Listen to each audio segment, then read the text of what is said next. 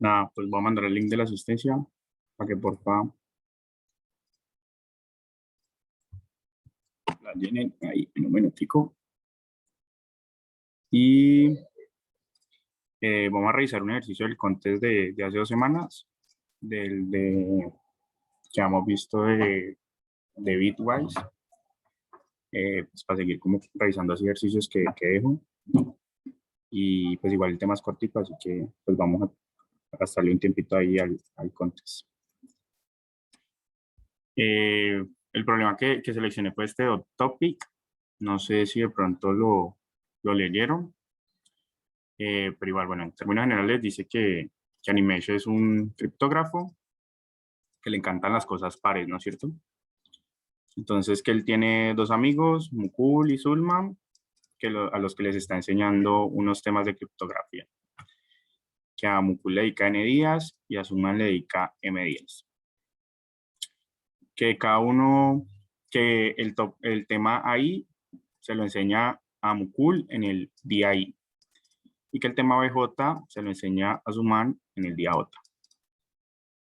Y que quiere, pues, como hacer un test de los temas que les ha enseñado, después de cómo combinar todos los temas que le ha enseñado Mukul entre el día L1 y R1, y a Suman entre el día L2 y R2, ¿no es cierto? Y aquí nos dan un ejemplito. Entonces, ¿qué es lo que pasa?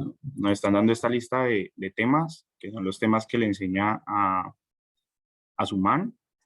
Sí, entonces lo que nos dicen acá es que el primer día le enseñan el tema 3, el segundo día le enseñan el tema 3, el tercer día le enseñan el tema 2, el cuarto día le enseñan el tema 4, el quinto día le enseñan el tema 3 y así. Y a Mukul le enseña el primer día el tema 7, el segundo día el tema 3, el tercer día el tema 5, el cuarto día el tema 2, el quinto día el tema 2 y el último día el tema 4. Y las queries que nos van a hacer es que lo que va a pasar aquí es que nos van a dar un intervalo de días, ¿no es cierto? Entonces miremos que, por ejemplo, aquí nos dicen que del día 1, ¿sí? Al día 5. Bueno, aquí los días aparentemente están con índice 0. Ah, no, sí, están con índice 1. Entonces, bueno, el fragmento que nos cubre esto es del día 1 al día 5. Van a ser este 3 y 2 y 4 que están aquí, ¿no es cierto?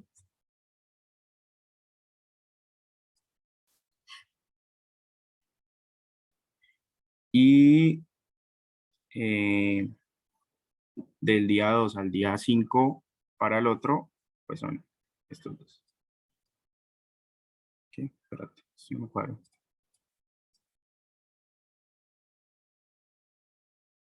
Ah, no, es que me los están diciendo al contrario. Bueno, me están diciendo que suman del día 2 al día 5, ¿sí? Que y Mukul del día 1 al día 5.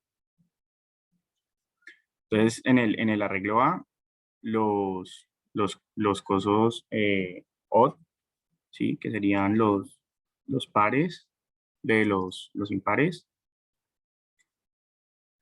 van a ser el 3, el 2 y el 4, ¿no es cierto? Entonces aquí tengo el día 1, aquí tengo el día 5, ¿sí? Y si yo miro en todo este bloque, del 3 al 5, los que van a tener impar van a ser el 3, ¿sí? Porque tengo 3 de ellos, el 2 porque solo tengo 1 y el 4.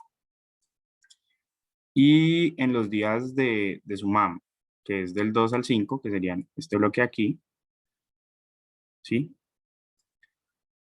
En realidad solo me va a quedar el 3 y el 5, que tengo 1 y 1 porque estos se van a cancelar, ¿sí? Porque serían pares. Entonces quiero saber cuántos impares hay en los de Mukul y cuántos hay en los de Suman entre esos dos espacios de día. Y una vez tenga esos dos subconjuntos, ¿sí? Quiero ver en total entre esos dos subconjuntos cuáles son los que son impares, ¿sí? Entonces mira que, por ejemplo, cuando yo combino estos dos subconjuntos, pues el 3 se me va a cancelar porque tengo un 3 acá y un 3 acá y me van a quedar solo el 2, el 4 y el 5. Al final, pues eso es como lo que nos dice el ejercicio que hay que hacer. Vamos a ver cómo lo abordé, cuál era la idea detrás. Y, bueno, y aquí al final nos dice que lo que va a hacer es, pues, como hacer Q-test. Entonces lo que va a pasar es que para cada test nos van a dar los números, el rango de días para Mukul y el rango de días para Sumar. Aquí, pues como la idea es contar cosas impares, ¿sí? No, pues no sé si se acuerdan que en la clase vimos que por ejemplo, yo podía utilizar como máscaras de bits para marcar los temas que he visto en cada elemento, ¿sí? Y lo que utilicé fue una estrategia que cuando yo tengo funciones que son reversibles, y entonces, pues acuérdense que ese día les decía que, por ejemplo, la suma tiene su inverso que es la resta. Yo lo que puedo hacer es que si yo tengo un periodo, ¿no es cierto? Digamos que yo tengo estos 10 días, digamos que yo tengo estos 8 días, 6 días, y yo quiero ver este rango de tiempo. Si yo estoy pensando en una suma, lo que yo puedo hacer es coger todo este periodo de tiempo, ¿sí? Que es desde el día 0, ¿sí? Todo esto, y restarle este pedacito que tengo aquí, ¿sí? Que serían los 2 primeros días. Entonces, si yo tengo esto aquí, 0, 1, 5, ¿no es cierto? Entonces, lo que yo puedo hacer es sumar todas las posiciones del 0 al 5 y restarle lo que tengo del 0 al 2, ¿sí? Entonces, esa estrategia se utiliza también para hacer queries, por ejemplo, cuando les piden la suma de un pedazo del arreglo. Y esto lo que me ahorra es que yo al final como que voy acumulando las sumitas. Entonces, en cada posición de esta yo no tengo los números propiamente dichos, sino que tengo la suma hasta ese día. Entonces, yo aquí voy a tener el 0, ¿no es cierto? El primer número, pero lo que voy a tener aquí es el número anterior más ese número, ¿sí? Que va a ser lo que llevo hasta el día 1. Y acá voy a tener lo que llevo hasta el día 2, lo que llevo hasta el día 3, lo que llevo hasta el día 4. Bueno, se lo explico con sumas porque creo que así es más fácil de entender, pero pues en realidad hay que hacer otra cosa. Pero digamos que la estrategia es más o menos la misma y lo que me va a ahorrar eso es que si a mí me tiran queries, en problemas que tengo muchas queries, ¿sí? Que por ejemplo aquí, si vemos acá las constraints, me dicen que la cantidad de queries es de 10 a la 5, que es un número alto de queries. Yo no me puedo poner a mirar para cada query en cada segmento cuántos eran pares, cuántos temas me aparecían un número par de veces o cuántos me aparecían un número impar de veces, porque se me va a estallar en complejidad, ¿sí? Porque al final, si por ejemplo en el peor de los casos, miren que esto es L y R es de 1 a N y pues L1 de R1 y L2 R2 de 1 a M. Entonces, asumiendo que en el peor de los casos todos sean 10 a la 5, lo que yo voy a hacer es que por cada una 10 a la 5 queries, voy a estar recorriendo 10 a la 5 veces los dos arreglos. Pues al final eso me va a dar una complejidad que termina siendo como 10 a la 10 y pues eso probablemente no pase por tiempo, ¿sí? Entonces lo que uno hace es con estas queries es que de pronto al principio pues te va a demorar, va a tener una complejidad mayor en el sentido en que voy a tener que calcular las sumitas, que en realidad tampoco es tan difícil, pero cada vez que yo tengo una query, yo lo voy a poder responder en 1, porque al final yo simplemente miro cuál es el número anterior al que empieza eh, mi segmento, cuál es mi número final, hago la operación y listo, ya tengo la suma del segmento. No sé si de pronto creo que en los temas va a haber algo de queries, pero pues ya ahí les adelanto este temita. Y la estrategia que utilicé para resolver este problema es parecida.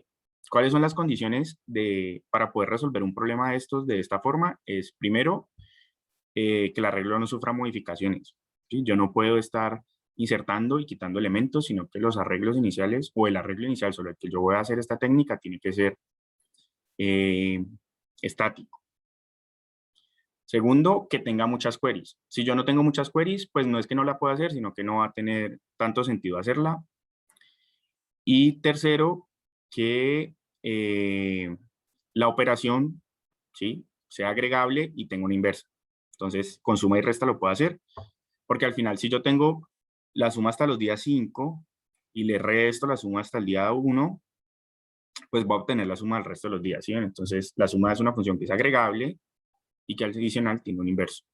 Resulta de que entre las funciones que nosotros vimos ese día, pues existe el XOR, ¿sí? Que también es una función agregable y que también es una función que tiene inverso. Y recordemos que yo les dije que una de las particularidades que tenía el XOR es que el inverso de la función es ella misma. Entonces, si yo en vez de sumar y restar, como hago con la suma y la resta, que tienen, que el inverso son funciones distintas, yo con el XOR, pues para hacer un inverso, pues hago otro XOR. ¿Y qué es lo que va a pasar? Recuerden que el XOR cuando lo vimos, el XOR es un... ¿Se acuerdan que lo que hacía era, si yo tengo 0, 0, 1, 1, 1, 0, 1, y esto acá me daba 0, me daba 1, me daba 1 y me daba 0, ¿sí? Miren que lo que va a pasar aquí es que si yo tengo un número que está 2 veces, ¿no es cierto? Entonces lo que voy a hacer bueno, ya hay una bitmax sobre los temas para cada día, ¿sí? Entonces, ¿qué es lo que va a pasar? Cuando yo haga el XOR con el día siguiente, si el número ya, si el tema ya lo había dado el día anterior o lo había dado en ese rango anterior, porque recordemos que lo que estamos manejando son rangos, ¿sí? Entonces, digamos que yo llegué aquí a esta máscara a este día n-1 y le voy a tirar el día n. Entonces, voy a hacer el XOR entre estos números. Entonces, ¿qué pasa? Si el tema no se había dado en ese rango, sigo sin darlo. No hay problema. Si tenía un tema que no había dado y lo voy a dar ese día, pues me va a aparecer como impar al día siguiente. Es como que lo tengo en el acumulado. Si yo lo había dado el día anterior y no lo doy ese día, pues igual me va a quedar. Pero si yo lo había dado el día anterior, ¿sí? Y también lo doy ese día, pues ya no lo va a marcar, porque ese tema ya va a ser par. Y pues recordemos que no va a hacer preguntas sobre los temas pares. ¿Qué es lo que va a pasar? Si yo, por ejemplo, pero al contrario, ¿sí? Entonces recuerden que el XOR me va a dar lo mismo, ¿sí? Porque el XOR no es una función conmutativa, ¿sí? Me va a dar lo mismo. Entonces, cuando yo me veo y miro el día anterior, ¿no es cierto? Yo en el día anterior tenía todos los temas que eran impares hasta ese momento. Y en este día siguiente, pues voy a tener todos los temas que son impares a ese momento. Cuando yo a este XOR le quite este, ¿sí? O pues le quite, que en realidad es hacer el mismo XOR, como lo que yo estoy operando es con todos los temas impares que tenía de ahí para atrás, si yo lo opero con el de ese día, lo que voy a obtener son los temas que di ese día, ¿sí? Y pues que todavía no han encontrado, digamos, que un match de ahí adentro. Si digamos que estoy viendo solo este punto aquí, pues entonces, si yo me devuelvo, ¿sí? Si no tenía un tema y no lo había dado antes, pues no hay ningún problema.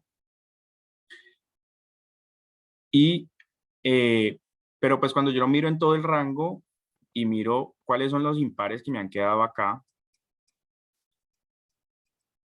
y me devuelvo, pues en realidad voy a ver cuáles eran los que de estos que tenía antes me hicieron match durante el punto. Si en algún momento me va a hacer match, él por acá se va a volver un 0. Y si acá existía, pues entonces cuando yo me devuelva con la operación al día anterior, él me va a aparecer como que había un impar, ¿sí?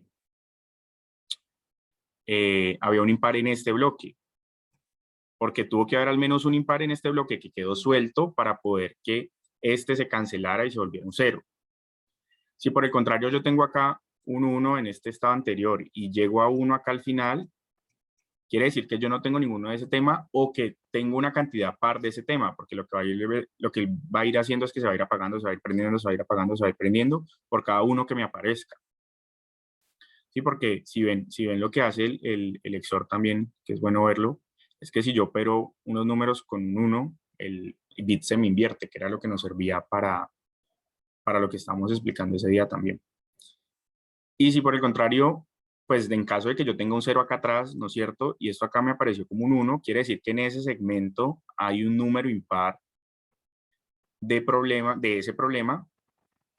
Y si yo tengo un 1 acá, perdón, y si tengo un 0 acá y sigue como 0, quiere decir que no hay ninguno o que hay un número par. Porque otra vez él se va a ir prendiendo y se va a ir apagando hasta la cantidad par de veces. Entonces, si ven que yo puedo, mirando el EXOR, de que tengo un día antes del problema, pues del segmento como tal, de la región que estoy analizando, al operarla con el último que tengo acumulado, me voy a dar cuenta cuántos números impares habían en ese segmento, cuántos números aparecían en un número impar de esos. Entonces, en términos generales, pues esa es la estrategia. ¿Qué es lo que va a pasar? Pues yo voy a tener, recordemos que n días y m días, y miremos que los temas es de 4 por 10 a la 3, ¿no es cierto? Entonces yo voy a tener que tener una máscara, ¿no es cierto?, que tiene que tener al menos estas posiciones, porque yo estoy marcando un tema por posición.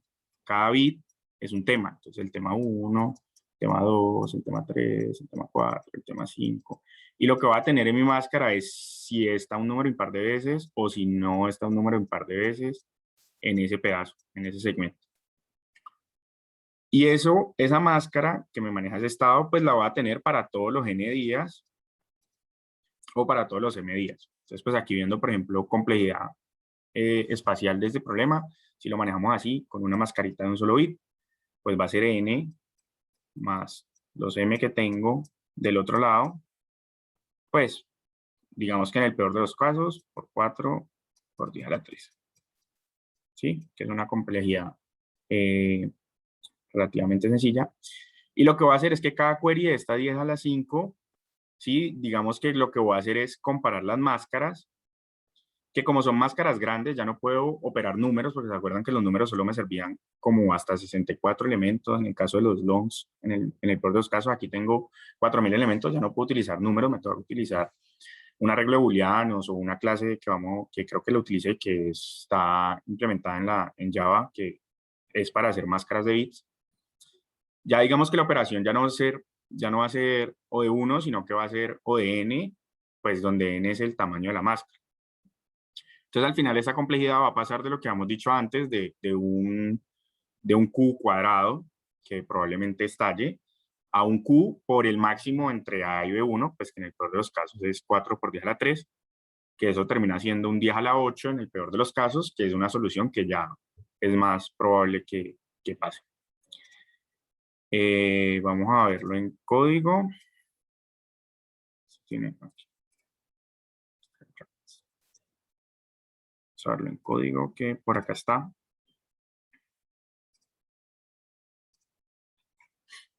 Sí, entonces miren que es lo que les decía.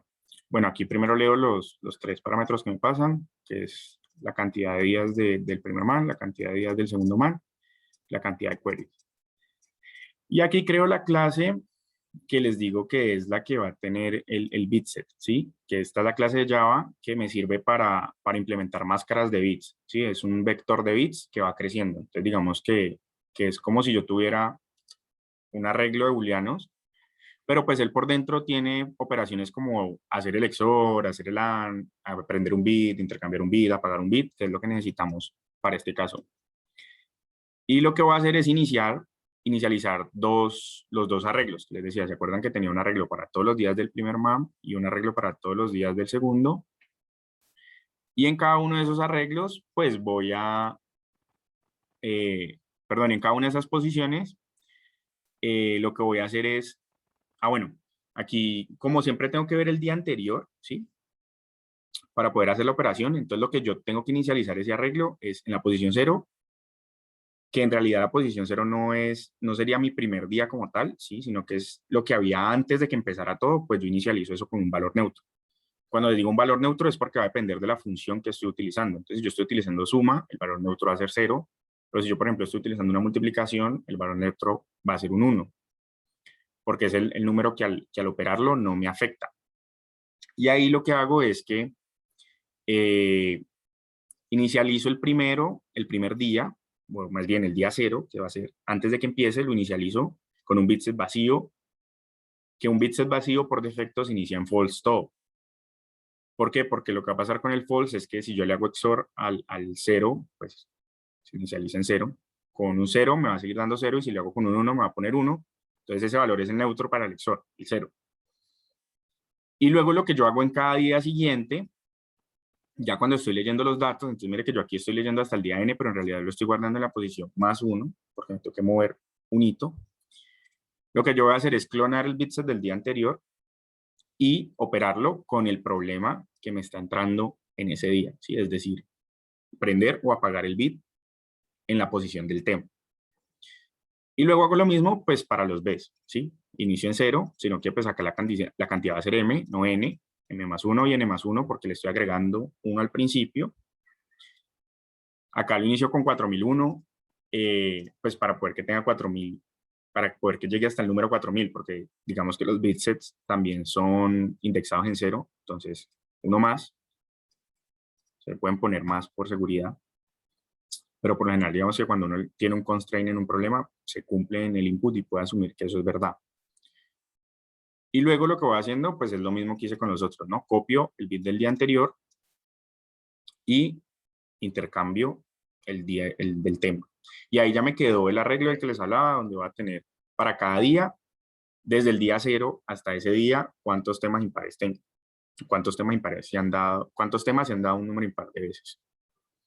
Y ya luego lo que hago es entrar a procesar las queries, ¿sí? Entonces, para entrar a procesar las queries, leo los cuatro números que me indican los rangos en los que estoy trabajando, y yo parto con el que está una posición menos. En realidad no importa porque el XOR pues, es conmutativo y es asociativo, entonces no importa el orden en el que lo haga, pero yo parto con el que está en la posición antes del límite izquierdo, ¿sí? Entonces se acuerdan que les decía, yo voy uno antes, porque ese es el que tengo que operar con el que está al final del rango para saber cuántos temas impares tengo en ese rango. Eso sería lo que yo tengo aquí. Digamos que matemáticamente lo que yo haría sería eso, luego añadir el del otro y luego sí mezclar los dos con el XOR. Pero como les digo que el XOR es conmutativo y es asociativo, en realidad no importa el orden en que yo haga las operaciones, pues lo que yo hago es ese XOR que tengo de la cantidad número impar de temas en el primer rango, lo opero con el límite inferior del segundo rango. Y luego lo opero con el límite superior del segundo rango y ahí ya tengo toda la operación. Y al final lo que yo tengo que hacer es para cada query, pues imprimir la cantidad de bits que quedaron prendidos, que sería la cantidad de temas impares que tengo en esos dos segmentos en conjunto. Que pues en el caso del bitset de Java, pues existe este método cardinality. Digamos que yo lo que les decía, yo hubiera podido hacerlo con un arreglo de booleanos y prenderlo y apagarlo y contarlo y operarlo, pero pues digamos que es bueno a veces saber que estas clases existen, porque si por ejemplo uno está en competencia, pues esto es mucho menos código que el for de todas las posiciones, contando los trues o por lo menos los XOR, pues que mirando si es if, si es false, o incluso pues utilizando la operación booleana XOR. Y pues aquí ya digamos que queda el ejercicio, ¿sí? Entonces pues hay dos cosas importantes, el tema de esa estrategia para resolver esos problemas que son segmentos, son queries sobre segmentos, que son inmutables y que tienen operaciones inversas, de acumular y luego comparar con el anterior para poder saber el resultado de un segmento. Y pues aquí el tema de los XORs, que era propiamente lo que habíamos visto del problema. Entonces, como les decía esa clase en la clase, en el tema de bitwise, muchas veces las booleanas, las operaciones booleanas como tal, este no es un problema que yo diría es un problema de bitwise, porque me preguntan algo propio de bitwise, porque hubiera podido resolverlo, pues digamos, sin bitwise, aunque igual utilizando el concepto detrás. Era más un problema de range query, pero pues es bueno como ver cómo se relacionan las dos cosas y va a pasar mucho en los problemas, que lo que pasa es que se empiezan a mezclar temas, entonces es bueno conocer tanto esta parte del XOR y de que el XOR es una función agregable y que la puedo invertir y que todo, y que si yo opero con un 1 lo que hace es invertir un bit, y pues conocer también esta parte de la range, que a veces es muy útil para responder cositas rápido. No sé si de pronto hasta ahí tengan alguna pregunta.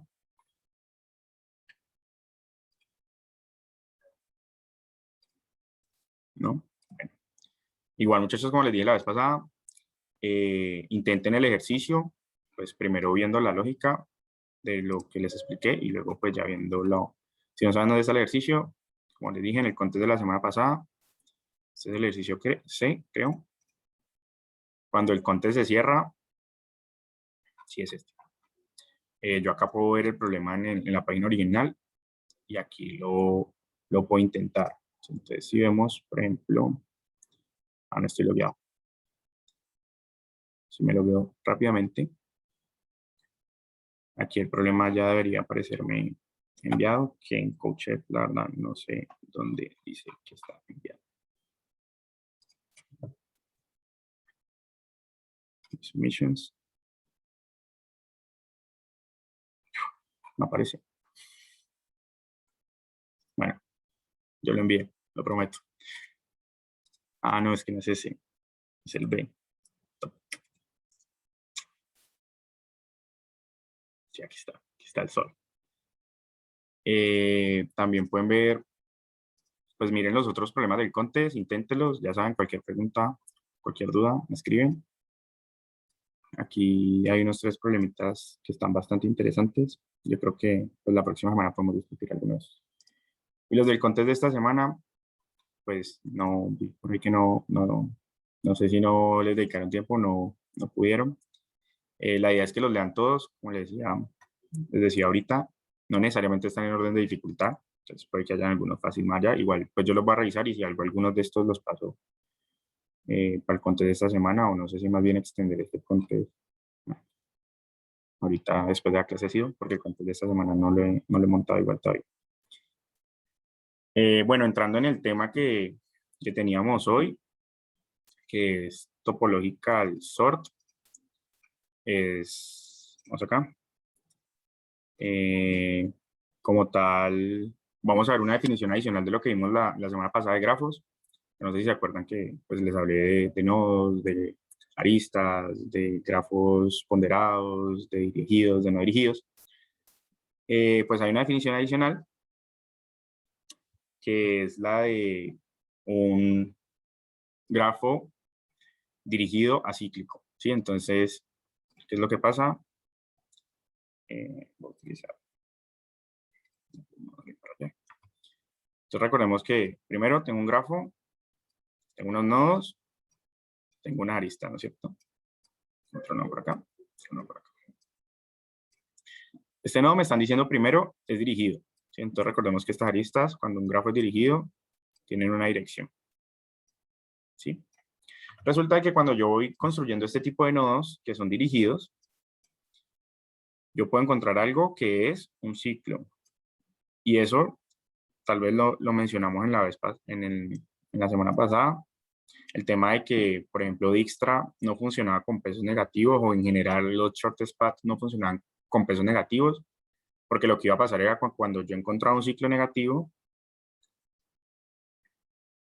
tengo aquí, entonces miren que aquí me está creando un ciclo. Y lo que decíamos de Dijkstra, ¿sabes? Era que si yo encontraba un peso negativo en un ciclo, en un Dijkstra o en un problema de shortest path en general, yo me iba a poder quedar iterando ahí infinitamente y bajando el peso infinitamente. Entonces, en realidad no tenían como tal un shortest path, y había que abordarlos de otras formas o identificar si tenían un ciclo negativo. Entonces, básicamente un grafo dirigido a cíclico, pues es un grafo que es dirigido y que tiene ciclos, ¿sí? Entonces, pues ese es como uno de los términos que vamos a ver nuevos, pues que tiene nombre propio, ¿no? Entonces, lo encuentran por ahí como DAF y son muy frecuentes. Es un tipo de grafo que tiene unas características muy particulares y que sirve para varias cosas, que ahí más adelante lo vamos a ir discutiendo un poquito. ¿Cuál es el problema que me plantean como tal pues en los topological sort? Es que yo tengo un grafo no dirigido a cíclico, que era lo que les explicaba ahorita, y lo que yo estoy buscando es un orden de los vértices, ¿sí? Entonces, si yo pongo todos mis vértices pues, en una listica, estoy buscando una permutación de eso, que me va a cumplir que si existe una arista V en el vértice, perdón, en el grafo, entonces siempre tiene que aparecer U antes que B en esta lista, en ese orden, ¿sí? Entonces, si yo tenía un grafito, estamos viendo ahorita, digamos que este es mi grafo, ¿sí? Chiquito. ¿Qué es lo que pasa? Como yo aquí tengo una arista que va, digamos que este es U, este es B, digamos que esto es 1, 2, 3. Si yo tengo esta arista que va de 1 a 2, ¿sí? Entonces siempre 1 va a aparecer antes que 2 en esa lista. Entonces, por ejemplo, acá tengo una 2 de 2 a 0, entonces 2 tiene que aparecer antes que 0. Acá tengo una de 3 a 0, entonces 3 tiene que aparecer antes que 0.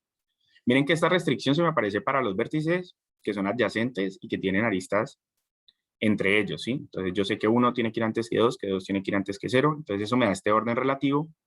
Y en realidad con el hecho de que 3 tenga que ir antes que 0, pues yo puedo poner ese 3 aquí, puedo poner ese 3 aquí, o puedo poner ese 3 aquí. Y todas esas opciones, 3, 1, 2, 0, o 3, 1, 3, 2, 0, o 1, 2, 3, 0, todas van a ser válidas, ¿sí? Y todas van a ser un topological sort de este grafo, de este grafito chiquito. Entonces ahí de primera mano, primero tenemos que tener un DAG y segundo, hay múltiples respuestas usualmente. Pues hay casos en los que no va a tener múltiples respuestas, pero la mayoría de las veces, pues digamos que esta respuesta más bien no es única. ¿Para qué sirve esto? ¿Para qué se utilizan este tipo de grafos? Este tipo de grafos se utilizan en general casi en cualquier cosa que genere unas dependencias, ¿sí? Entre un lado y otro. Entonces, por ejemplo, la Virtual Machine de Java, ella utiliza este tipo de grafos y este tipo de estrategias para saber en qué orden tiene que importar las librerías. Un ejemplo, también cuando yo tengo una serie de tareas que tienen una restricción entre ellas, ¿no es cierto? Entonces, que tengo que hacer primero esto, luego esto, y entonces después de hacer esto puedo hacer otra cosa, todo ese tipo de cosas. Yo puedo resolver esas dependencias y de hecho pues la resolución de dependencias es como un tema que está muy asociado a este tipo de grafos y a este tipo de algoritmos, que lo que me va a dar es cuál es la secuencia válida en la que yo puedo realizar esas tareas. Obviamente tiene algunas variaciones, pues entonces puede que hayan pesos y puede que este orden en realidad solo me sirva un orden, entonces me digan que no, que quiero pero de todas esas opciones quiero la mejor lexicográficamente o algo así, pues entonces ahí hay que entrar a validar en qué orden tengo que utilizar, por ejemplo, el algoritmo, en qué orden tengo cómo implemento yo mi algoritmo para poder que me asegure que el que le está buscando sea el de mejor orden lexicográficamente o ese tipo de cosas. Otros ejemplos, por ejemplo, para la resolución de fórmulas en las hojas de cálculo, cuando ustedes empiezan a linkear celdas en las hojas de cálculo a través de esta estrategia, eso lo que me está generando es unas dependencias, porque al final yo le estoy diciendo, vea, usted tiene que resolverme esta celdita antes de resolverme esta celda acá. Y tiene que resolverme esta antes de resolverme esta. Pues viendo que la dirección del grafo es que esta depende de esta, pues también depende de cómo se implemente el grafo, pero pues digamos que así lo leí. Y él va a tirar esta tarea o va a tirar un algoritmo similar a este para ver en qué orden tiene que solucionar esas celdas y en qué orden puede ir agrupando esos resultados, ¿sí? Entonces él va, así decide cuál es la que tiene que ejecutar primero. Y por ejemplo, si yo estoy resolviendo fórmulas matemáticas, también cuando yo tengo sistemas que son muy complejos, que son muchas fórmulas anidadas, muchos paréntesis anidados, muchas operaciones anidadas, por lo general lo que hacen los programas es hacer esto para saber exactamente qué tienen que ir resolviendo primero. Y pues también para algo que se llama síntesis lógica, que es el tema de cuando uno tiene como condicionales y esas cosas, también ver en qué orden se tienen que evaluar y ese tipo de cosas. En general, pues como en el mundo real, esas son las explicaciones que se le dan a este tema. Y, por ejemplo, también casi que para cualquier cosa que tenga que ver con programación, o sea, con programación me refiero es como a ordenar unas tareas en el tiempo, unas acciones en el tiempo, pues así es como se van a resolver. Incluso los procesadores también a veces utilizan este tipo de estrategias para saber cómo tienen que ir haciendo las operaciones. Hay una pequeña diferencia y a veces pasa con los DFS, ¿sí? Entonces, si yo, porque lo que va a pasar es como con los DFS, ¿se acuerdan que si los vieron que los DFS se van por un solo camino? Sí, entonces el DFS va a pasar aquí, digamos que tengo este mismo grafo, creo que es el mismo que va pintado al otro.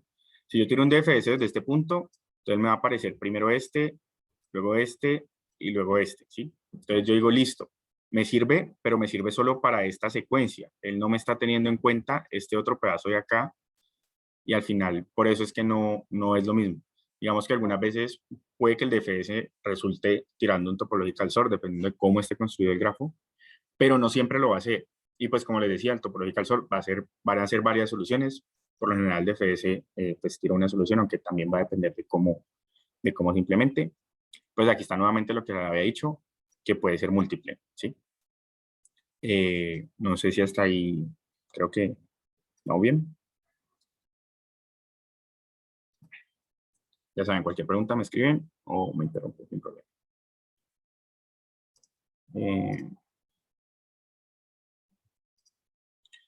Existen dos algoritmos que les voy a mostrar hoy para resolver este ejercicio. El primero, pues dice como dice el de la vez pasada, que lo vamos siguiendo así paso por paso. El segundo lo va a hacer a medida que lo va explicando, porque es recursivo y pues hacer seguimiento recursivo en presentaciones es un poquito más difícil. El primero se llama un Kant's algoritmo. Digamos que uno es más parecido a un BFS y el otro es más parecido a un DFS, pero bueno, ahí les dejo para que miren cuál es la similitud. Hay un algoritmo que es Kunz, que es de otra cosa, entonces Kans, ¿no? ¿Y qué es lo que me dice Kans? Me dice, ¿qué es lo primero que usted va a hacer? Va a buscar todos los vértices, como yo quiero es tirarlos en el orden en el que están las dependencias. Entonces, digamos que este grafo, como está aquí y como lo vamos a trabajar, es que, digamos que son tareas y una arista me implica que la tarea, por ejemplo, en este caso, esta arista me implica que la tarea 2 tiene que ejecutarse antes que la tarea 0. Y pues así lo mismo, la 1 antes de la 2, la 1 antes de la 3, la 0 antes de la 3. Ese es como está este grafo. Digamos que, como les dije, esa es como la interpretación que le da normalmente, pero pues también en la implementación pues se puede hacer al contrario, dependiendo de las necesidades propias de cada producto. El algoritmo de Kans me dice, lo primero que vamos a hacer es, vamos a tener un conjunto S, donde va a guardar unos vértices, y bueno, una lista L, donde va a guardar el path. Perdón, el topological sort. Digamos que aquí tal vez hubiera sido mejor que hubiera quedado así, por científicos, para entender que uno es un set y el otro es una lista, pero bueno, ahí vamos a ir viendo así. ¿Listo? ¿Qué me dice este man? Perdón. Me dice, vamos a buscar todos los vértices sobre los cuales no entra ninguna arista, ¿sí?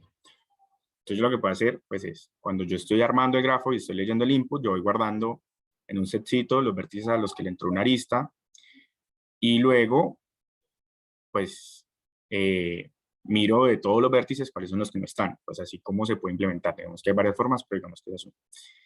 Y acá, pues, explico el algoritmo, pues el tema de la implementación. Hay cositas adicionales que hay que sumarle a la explicación genérica del algoritmo, pero bueno, lo importante es, pues creo que es entender el algoritmo. Entonces, miremos de este grafo, ¿sí? Si vemos a cuáles son a los que no les entran aristas, a este 1, ¿no? Porque el resto tienen aristas que entran, aquí entra, aquí entra, aquí entra, aquí entra, aquí entra y aquí entra. Entonces, el único al que no entra aristas es 1. Y digo, listo. Inicializo mi conjunto S con todos los vértices a los que no les entra ninguna arista. Entonces tengo a 1. ¿Y luego qué hago?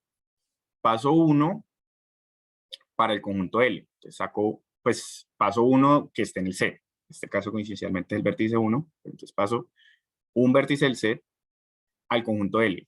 Y aquí lo que va a pasar es que dependiendo de cómo ordene yo este set o de cómo siga este set, pues eso me va a determinar los órdenes topológicos que va a generar, ¿sí? Entonces, si por ejemplo yo aquí lo recorro de mayor a menor, pues entonces probablemente el orden topológico que yo saque, el topological sort que yo saque, va a quedar lexicográficamente el mayor primero. Si yo lo recorro de menor a mayor, pues probablemente vaya a quedar el menor primero.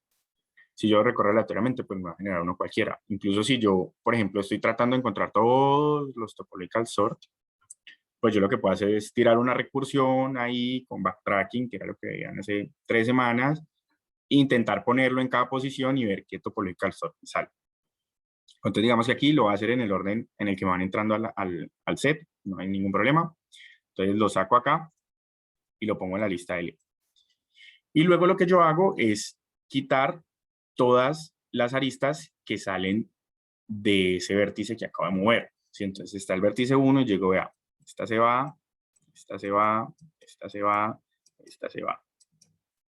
Y miro para cada vértice de esos a los que les quité las aristas, si quedan sin aristas de entrada.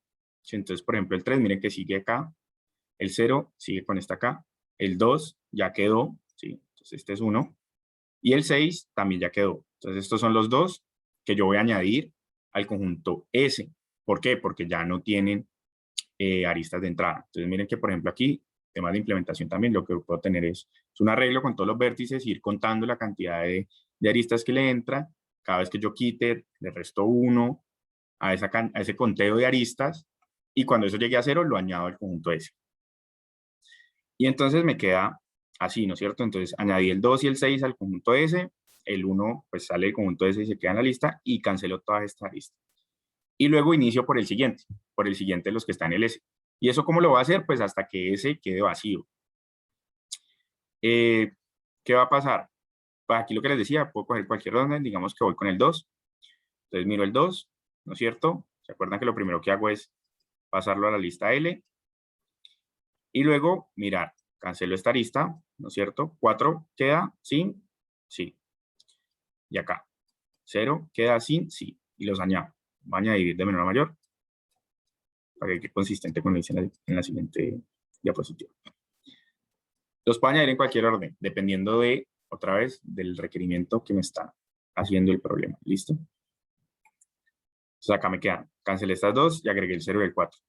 Hago lo mismo con el 6, que es el siguiente, ¿no es cierto? Lo saco acá, lo pongo acá, y quito las aristas del 6, miro de los que están, donde terminan esas aristas, cuáles se agregan al grupo. Entonces el 5 lo agrego, y el 7 lo agrego. ¿Listo? Y luego, pues hago lo siguiente, la siguiente iteración. Entonces miren que aquí ya me quedó el 0, ¿no es cierto? Voy por el 0, lo saco, lo agrego al conjunto L, quito la arista, el 3 me quedó suelto, lo agrego al conjunto S. Luego tengo estos 4, entonces 4, saco 4 de S, lo añado a L, voy, busco 4, no tiene aristas, listo, no tengo que añadir nada. Vamos a hacer los que faltan ahí. El que sigue es el 5, saco el 5, lo añado a la lista del orden topológico, no sale nada de él, listo. Siguiente, el 7, saco el 7S, meto el 7 a la lista, miro, no hay ninguna arista que salga de él, listo. Y el último, el 3, saco el 3 del conjunto S, lo agrego a la lista, miro, no sale nada del 3, y listo. Aquí me faltó una X en este cuando quité el 0. Y ahí ya me quedó mi orden topológico, ¿sí? 1, 2, 6, 0, 4, 5, 7 y 3. Este es un orden topológico, un topological sort. Recordemos que no es único, porque al final yo puedo moverme en distintos puntos, y si yo no lo recorro en el mismo punto, entonces, por ejemplo, acá que yo tenía estos 4, si yo lo recorro de menor a mayor en el orden en el que están en S, pues entonces me va a quedar 3, 4, 5 y 7. El hecho es que lo que yo voy teniendo aquí es, yo acá voy poniendo los vértices que ya tienen sus dependencias cumplidas, ¿sí? Y por eso es que yo empiezo por los que no tienen ninguna dependencia, porque esos son los primeros que va a poder poner, porque esos ya tienen sus dependencias cumplidas. Cuando yo pongo esos, pues entonces hago un siguiente escaneo y miro cuáles son los siguientes que tienen todas sus dependencias cumplidas. Y ese es el que agrego. ¿Cuáles son los siguientes que tienen sus dependencias cumplidas? Y esos son los que voy moviendo, ¿sí? ¿Qué es lo que va a pasar? ¿Qué pasa si yo tengo un grafo con un ciclo, como este? ¿Sí? Entonces, vamos a hacerlo igual. Sí, miren que aquí le agregué un ciclo. Cuando yo digo que el grafo no puede tener ciclos, que tiene que ser un grafo acíclico,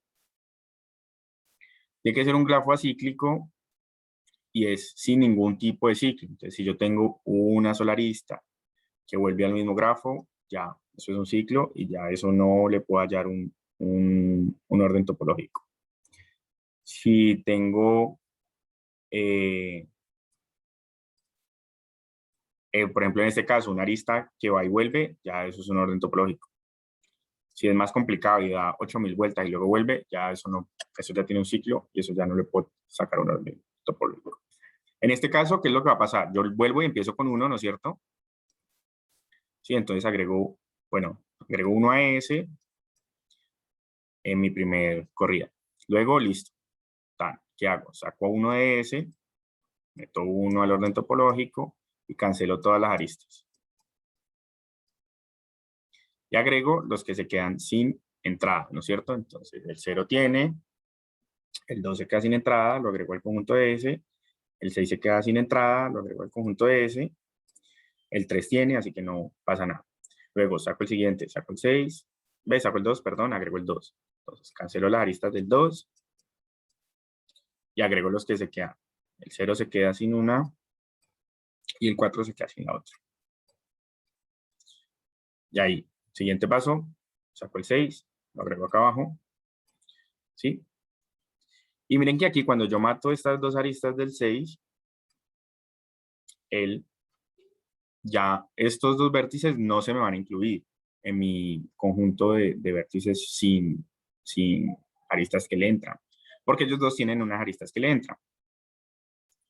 Entonces yo sigo con mi algoritmo, digo listo, cancelo el 0, 0, saco esta, perdón, quito esta, lo agrego acá, agrego el 3 acá, saco el 4, ¿no es cierto? No tiene, lo agrego, saco el 3, lo agrego, y ahí mi algoritmo me diría terminé, vea. Este es su orden topológico, 1, 2, 6, 0, 4, 3. Pero ¿qué es lo que está pasando? Y esa es una forma que uno utiliza para detectar ciclos en un grafo, si un grafo tiene ciclos o no, con este mismo algoritmo. Si mi lista al final, ¿no es cierto? Entonces en este caso que teníamos 8 vértices, ¿no es cierto? 8 vértices. Miren que este orden topológico solo me está sacando 6. Eso quiere decir que yo tengo 2 vértices adicionales y que esos 2 vértices adicionales me están generando un ciclo. ¿Por qué? Porque por más de que yo quite todas las dependencias ajenas, externas a ese ciclo, pues igual ellos no se están agregando. En este caso son el 5 y el 7 y nunca se van a agregar. Porque como este depende de este y este depende de este, pues digamos que ahí es que fue primero el huevo o la gallina. Y eso es lo que va a pasar con los grafos que tienen ciclos con este tipo de algoritmos, pues en particular con esta implementación, es que él va a terminar sin ningún problema, pero cuando él termine, el orden topológico que él me está dando, ¿no es cierto?, que es este, no va a tener todos los vértices. Entonces, si eso no tiene todos los vértices, eso en realidad no es un orden topológico. Porque se acuerdan que lo que yo les decía al principio era que lo que yo estoy buscando es una permutación de todos los vértices. Entonces, tengo que tenerlos todos.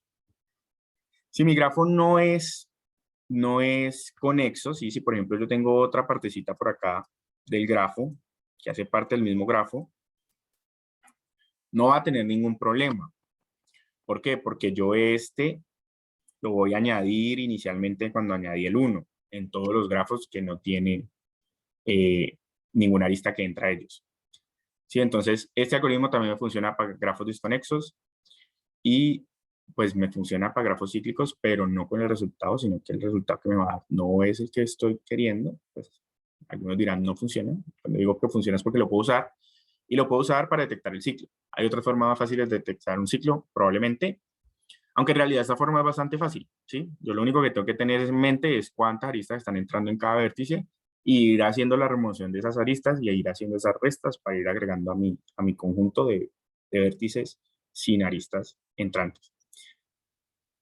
No necesariamente los vértices que me queden por fuera de esto son un ciclo, en el sentido en que son solo un ciclo.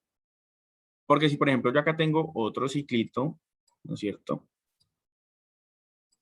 Así. Estos tres vértices también se me van a quedar por fuera. Entonces ya digamos que en este caso ya no tengo 8, sino que tengo, no sé, 12 nodos.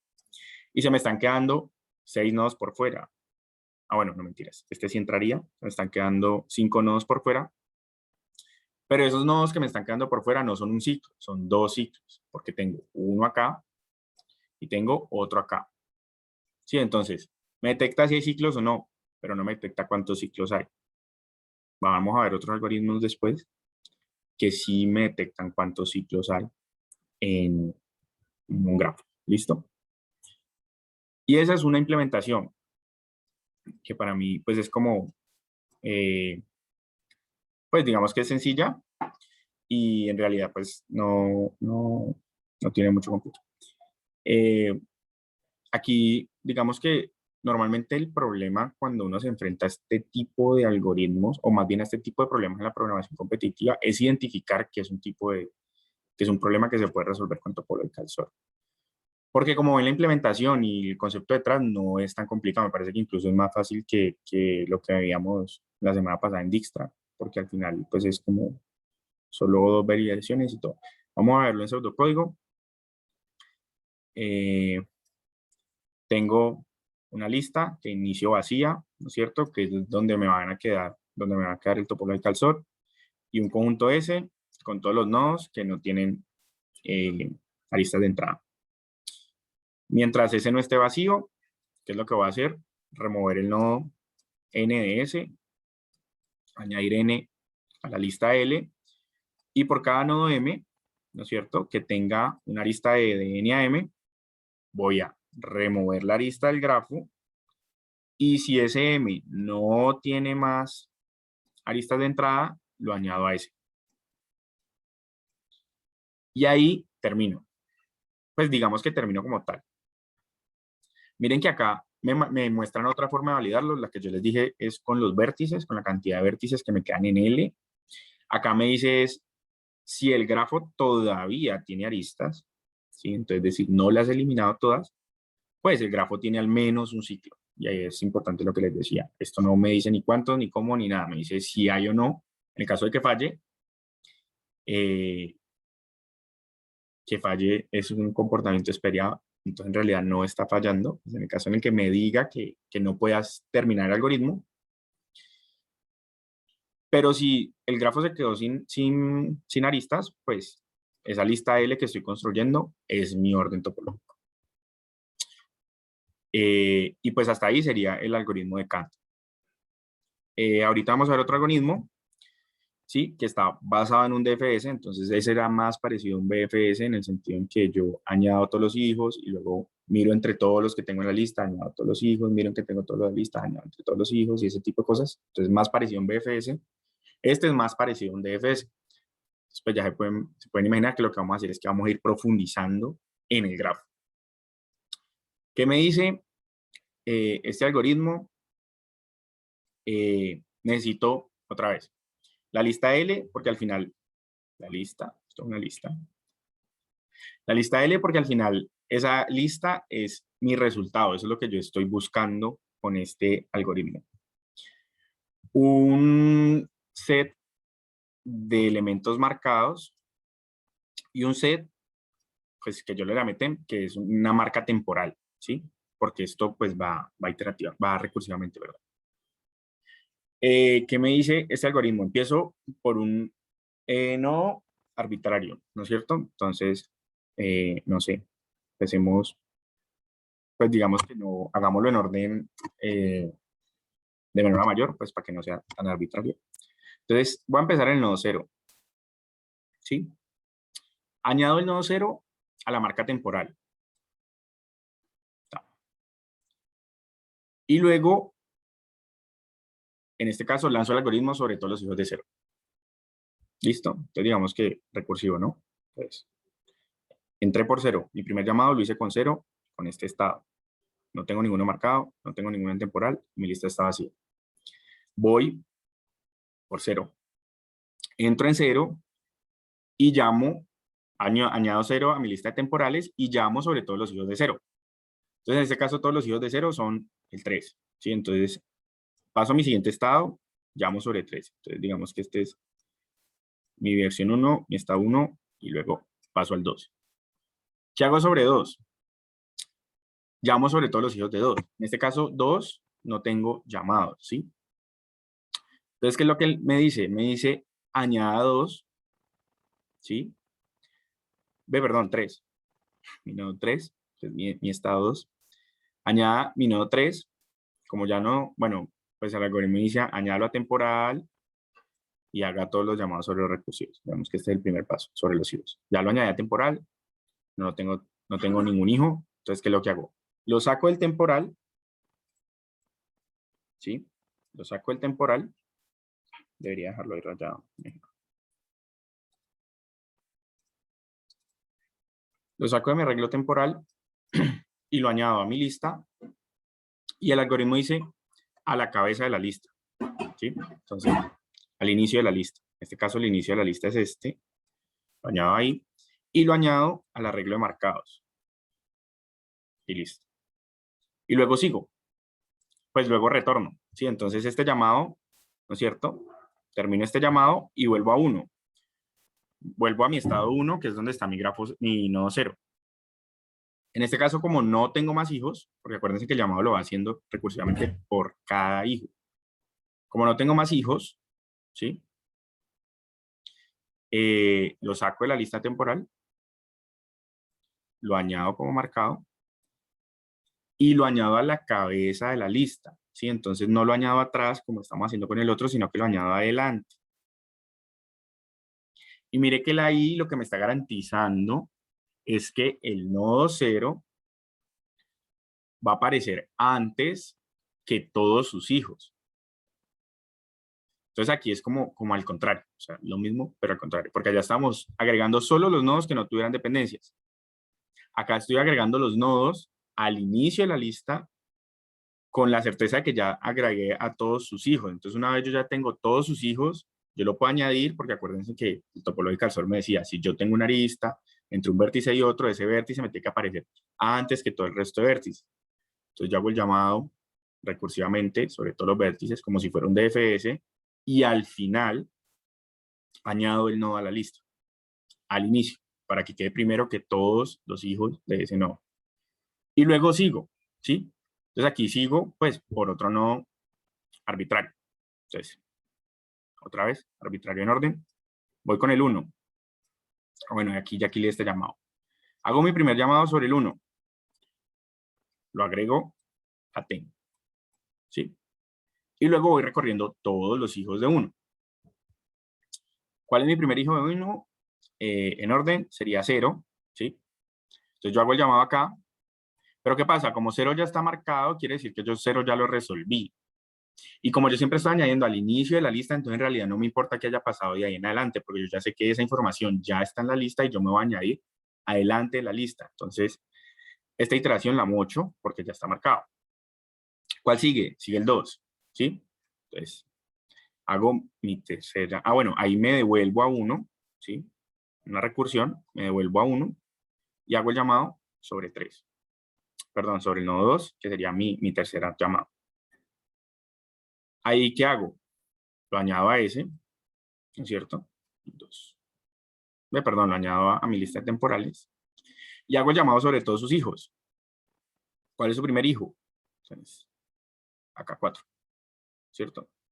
En cuarto va a ser el cuarto llamado. No sé si le pongo como un orden a los llamados, a los estados que estoy manejando, para que vayan viendo la progresión. Entonces acá llamo el 4. Añado el 4, dice el algoritmo, ATEM. ¿Sí? 4 no tiene hijos, ¿no es cierto? Entonces, él termina ahí su iteración, ¿no es cierto? ¿Cómo la termina? Sacando 4 de TEM, añadiéndole los marcados y añadiéndolo al inicio de la lista. Voy a empezar a escribir la lista de derecha a izquierda para poder que sea más fácil. Listo, me devuelvo. 2. 2 no tiene más hijos. ¿Qué hago con 2? Lo saco aquí, lo añado aquí y lo añado al inicio de la lista. Mato esta iteración y me devuelvo a esta. Entonces ya estoy otra vez en el nudo 1, en mi primer llamado recursivo. ¿Qué va a hacer? Va a seguir recorriendo los hijos. Ya, voy a este. Y hago otro llamado sobre 3. Sería mi llamado 5. ¿Qué pasa? 3 ya está marcado, ¿sí? Entonces como 3 ya está marcado, esto se devuelve 1. Y luego pues hago mi llamado sobre el hijo que me queda, que sería el de acá abajo, sobre 6. ¿Sí? Entonces, ¿qué hago con 6? Lo añado a la lista de marcados, de temporales. ¿Sí? Este sería mi sexto llamado sobre 6. Añado 6 a la lista de temporales y hago el llamado sobre todos los hijos de 6. Entonces, ¿cuál es mi primer hijo de 6? 5. Entonces, hago un llamado acá. Segunda iteración. Que hace 5. 5 se añade a time. Y luego dice, 5 no tiene hijos. Entonces, lo saco de time. Lo añado a marcados. Y lo añado otra vez al inicio de la lista. Aquí leo esa iteración. Perdón, esa ejecución. Hago la ejecución siguiente. Saca 8. ¿Sí? Añado el vértice 7 aquí. No tiene hijos. Sale. Entonces, termina aquí. Se añade acá al inicio de la lista. A los marcados. Aquí leo esta iteración y me vuelvo. Ya no tengo nada más que hacer. Entonces, ¿qué hago? Saco 6 de tem. Lo añado a los marcados. Lo añado al inicio de la lista. Y leo este llamado. Y vuelvo a 1. 1 ya no tiene más hijos. Aquí leo este. ¿Sí? Y añado el 1 al inicio de la lista. Y como ya no tengo más nodos, pues ahí ya termina mi algoritmo. ¿Listo? Miren que aquí me quedó 1, 6, 7, 5, 2, 0 y 3. Y esta es mi topological sort que he encontrado. Que no se parece, o se parece más o menos al que habíamos encontrado antes, ¿no es cierto? Miren que el otro era 1, 2, 6, 0, 4, 5, 7, 3. Mientras que este es 1, 6, 7, 5, 2, 4, 0, 3. Entonces, eso es lo que va haciendo mi algoritmo. ¿Sí? Él va recorriendo todos los hijos y los va agregando cuando ya no tenga más hijos al inicio de la lista. ¿Qué pasa si yo tengo un grafo con un ciclo? Entonces, vamos a verlo otra vez con los llamados. Inicio en 0, ¿no es cierto? Temp, ahí a donde voy. Voy a 3, ¿sí? Añado 3. 3 no tiene hijos. Lo saco aquí. Otra vez, lo agrego acá. ¿Sí? Y lo añado acá. ¿Sí? Y listo. Me devuelven a esta ejecución. 0 no tiene más hijos. Entonces, saco 0 acá. 0. Lo agrego acá. Y lo agrego abajo. Luego hago mi siguiente llamado con 1. Ya tengo 0, ya tengo 3. Voy a 1. Bueno, ya saben que 0 y 3 no entran porque ya están marcados. Entonces vamos a 2, ¿no es cierto? De 2 vamos hasta 4. Entonces aquí se me hubiera agregado 2, se me hubiera agregado 4. Cuando llego a 4, como 4 no tiene hijos, sale aquí 4, lo pongo acá, pongo al inicio. Y me devuelvo en el llamado, ¿no es cierto? Llego a 2, 2 no tiene más hijos, lo saco acá, lo pongo acá, lo pongo acá, me vuelvo a 1, ¿sí? 1 hace el llamado sobre el siguiente, que es 6. 6 va a ser el llamado sobre 5, ¿cierto? Entonces, añado 6, añado 5. 5 va a ser el llamado sobre 7, añado 7. Y 7 va a ser el llamado sobre 5. Y él ahí es donde se va a dar cuenta que hay un ciclo. ¿Por qué se va a dar cuenta que hay un ciclo? Porque este 5 sobre el que él va a hacer el llamado ya está en temp. Pues como el 5 ya está en temp, él aquí me dice, vea, aquí hay un ciclo, yo no puedo seguir. ¿Sí? Y de hecho este algoritmo, a diferencia del otro que acuerdan que nos retornaba algo ahí que era un medio topological sort de algunos, este algoritmo no, ese algoritmo pues me puede entregar esto, pero en realidad miren que tiene muchos menos nodos de los anteriores. Y él en realidad aquí, cuando él detecte que él está tratando de hacer un llamado sobre un hijo que ya existe en TEM, o más bien cuando él entre otra vez acá y se dé cuenta que ya existe en TEM, antes de añadirse a TEM, él verifica si no está en TEM. Y en ese caso es que él va a decir que ya hay un ciclo, porque lo que va a pasar es que lo que yo tengo en TEM, digamos que son los vértices sobre los que yo voy recorriendo mi DFS. Y si yo volví a uno de esos, pues ahí es donde estoy diciendo que tengo un ciclo, porque al final yo voy en el DFS buscando en profundidad y me encuentro con que ya pasé por alguno de ellos, entonces estoy generando un ciclo. Y pues aquí sale del algoritmo. En pseudocódigo, ¿cómo se ve esto? Regálame un minutico, por favor.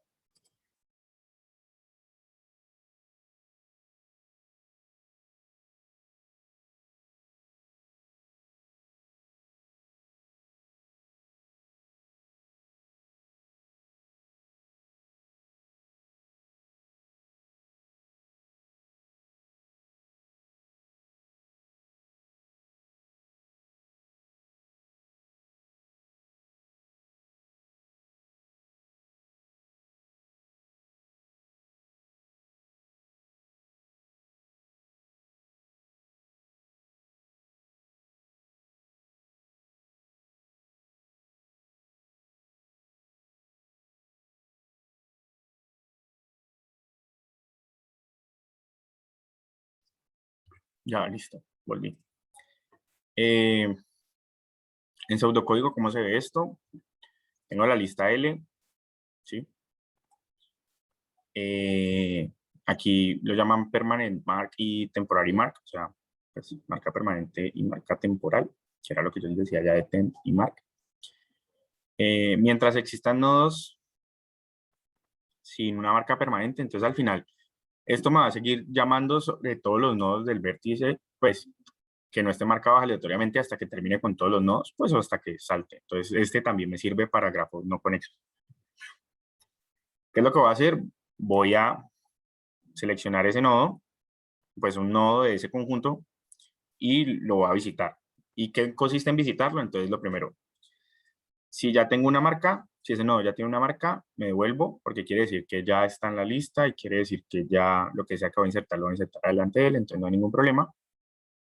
Esto era lo otro que le decía, si tengo una marca temporal sobre ese nodo, me tengo que detener y tengo que retornar que eso no se puede hacer porque el grafo no es un DAG, no es un grafo acíclico dirigido. Si no pasa nada, entonces lo marco como temporal y luego empiezo a recorrer todos los nodos M sobre los que ese nodo tiene una arista. ¿Y qué es lo que hago sobre cada uno de esos nodos? Pues lo visito, ¿sí? Que era lo que íbamos viendo de voy entrando en cada nodo y voy haciendo lo mismo. Después de que yo termino, quito la marca temporal del nodo, lo añado a las marcas permanentes y lo añado adelante de la lista L, ¿sí? Para poder decir, ya recorrí todos los hijos.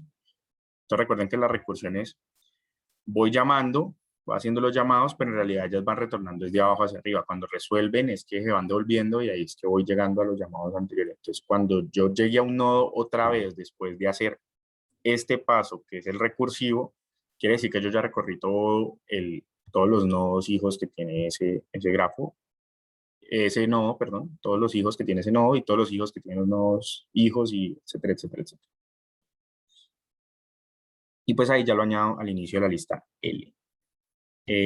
Bueno, aquí esta es una lista L, se puede implementar de pronto con un stack. Entonces yo lo puedo ir añadiendo un stack, que al final recuerden que en el stack, lo que yo estaba haciendo acá era añado en este sentido, ¿sí? Pero leo en este sentido. Entonces yo puedo tener eso en una lista, ir añadiendo desde la última posición hasta la primera, o puedo utilizar un stack, una pila, en donde lo que va a pasar es eso, que yo añado en este sentido, ¿sí? Voy añadiendo uno detrás del otro y leo pues en el mismo sentido en el que los añadí, del último que añadí al primero que añadí. Miremoslo en código.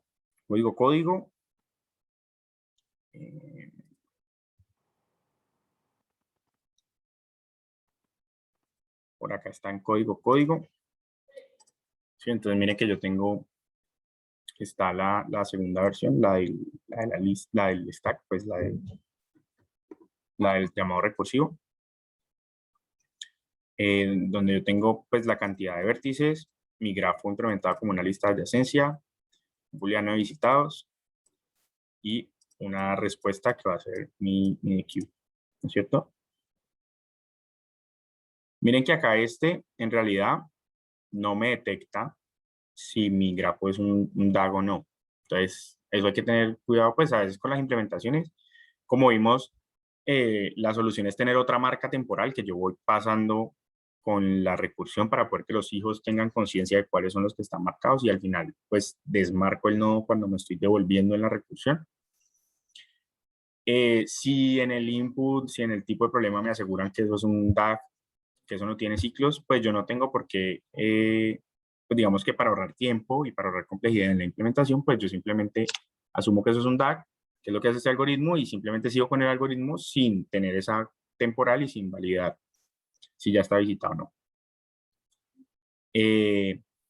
Acá marco como visitado, que sería la marca permanente que habíamos dicho, por cada hijo, si no lo he marcado. Entonces miren que aquí hay una variación respecto al pseudocódigo también. Acá el pseudocódigo me hace el llamado sobre todos los hijos y dentro del llamado verifica si tiene si tiene la marca permanente y ahí se devuelve. Entonces esa también es otra forma de como una diferencia entre la forma en la que uno implementa las recursiones, que es o yo evito hacer un llamado que sé que va a morir, ¿sí? O yo hago el llamado y dentro del llamado es que evito hacer el procesamiento de ese llamado. ¿Qué es lo que va a pasar? Y a mí me pasó en una competencia, es que a veces cuando uno hace el control dentro de la recursión y el problema está muy ajustado de tiempo, esos llamados pueden hacer que el problema no le pase a uno por tiempo. Entonces, pues en mi opinión, siempre que uno no esté seguro de que está holgado de tiempo, es mejor hacerlo así, ¿sí? Que es validar si ese llamado en serio puede ser efectivo o no antes de hacer el llamado, que era lo mismo, por ejemplo, cuando veíamos el de los crucigramas la semana pasada, el de los crucigramas, que yo les decía, yo guardo el tamaño de la palabra que tiene ese espacio para evitar hacer llamados que sé que no van a ser efectivos antes de, y pues eso es, me agrega una línea de código, me agrega dos líneas de códigos, pero me aseguro de que no estoy haciendo llamados que me pueden sumar en tiempo y como les digo, cuando uno está muy ajustado con algún problema, pues a veces evitar hacer esos llamados funciona mejor. Y más porque puede que evitar hacer este llamado aquí, evite que se hagan otros llamados después, porque algunas veces de pronto las condiciones no son tan evidentes al principio de si ese llamado va, si esa, como si esa rama por la que va ese camino de recursión puede llegar a un final o no. Y pues aquí es mejor, pues en este caso es otra variación de las implementaciones. Hay problemas en los que es más fácil implementar las condiciones de parada dentro del llamado que por fuera. Entonces, pues si uno está holgado de tiempo, lo hace así. Me parece a mí que incluso queda más claro de la otra forma. Pero si uno no está holgado de tiempo, pues tratar de evitar hacer esos llamados innecesarios. Y bueno, lo que hace es llamar la recursión, que de hecho miren que es un DFS. Esto es un DFS normal, ¿sí? Hasta aquí es un DFS normal. ¿Qué es lo que yo hago? Añadirle un último paso, donde yo inserto, en este caso, esto es un array de queue, que me sirve como cola o como pila. Inserto con este push al inicio de la lista, que era lo que veíamos cómo se insertaba en la otra. ¿Sí? Siempre al inicio de la lista para asegurarme que se haga después de que le haga el llamado recursivo, después de que le haga el paso recursivo. Y pues para hacer el llamado simplemente es tirar la recursión sobre todos los nodos desde el principio que no se hayan visitado. Entonces así me aseguro de recorrer todos los nodos, aún así no sean conexos, o si tienen pues como un orden especial que puede que un llamado no me lleve necesariamente a recorrer todo el árbol. No sé si hasta ahí tienen alguna pregunta.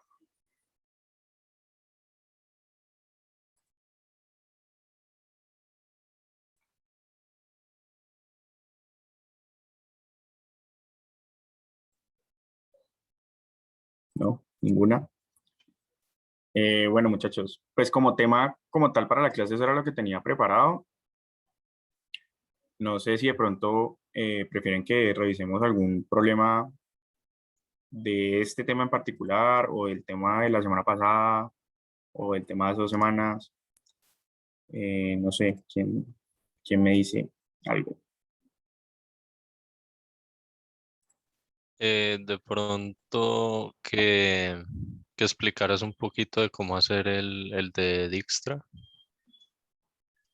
El de el Dijkstra, primerito. el de Dijkstra con signo de interrogación. Sí, sí. Listo, vení, revisémoslo.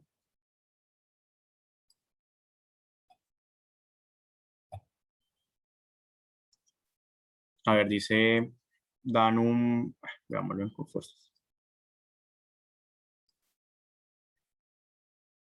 Dice, me dan un grafo ponderado, eh, sin, ¿cuál sería el término? Sin dirigidos, sin direcciones. Eh, los vértices están numerados de 1 a n. La tarea es encontrar el camino más corto entre el vértice 1 y el vértice n. La primera línea contiene dos enteros, n y m, donde n es el número de vértices y m es el número de aristas, 10 a la 5 y 10 a la 5. Y luego siguen m líneas que contienen una arista cada una, A, B y W, donde A es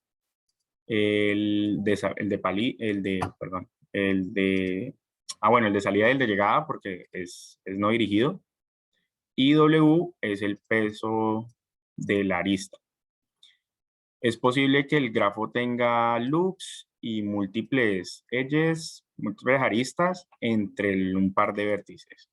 Cuando aquí me dicen que tiene loops y no me dicen que tengo ciclos como tales, porque una arista puede ir a ella misma, y múltiples edges, pues es que hay varias entre varios pares de vértices.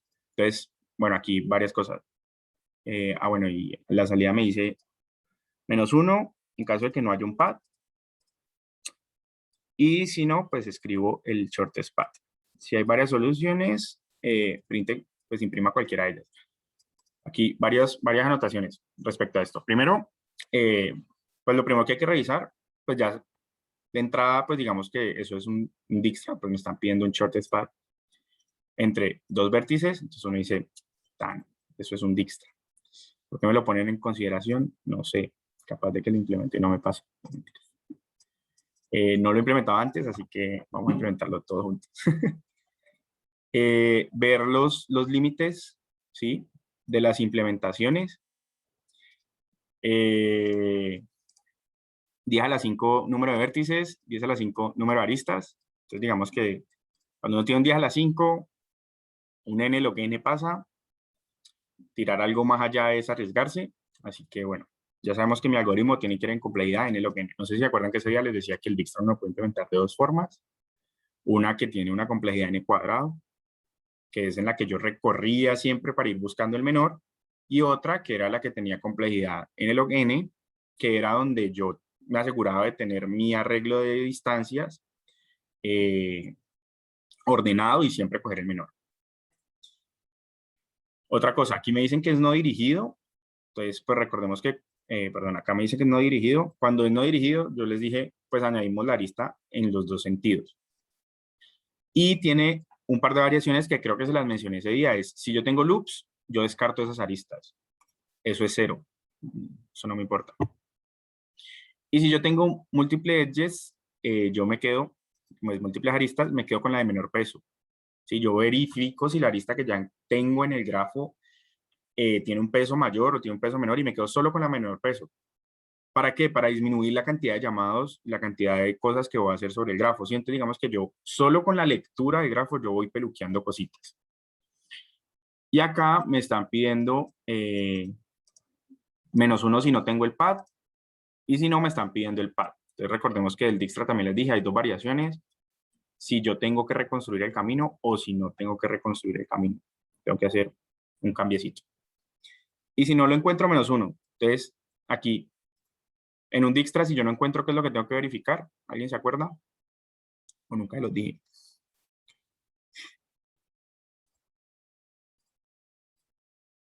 No, ahí.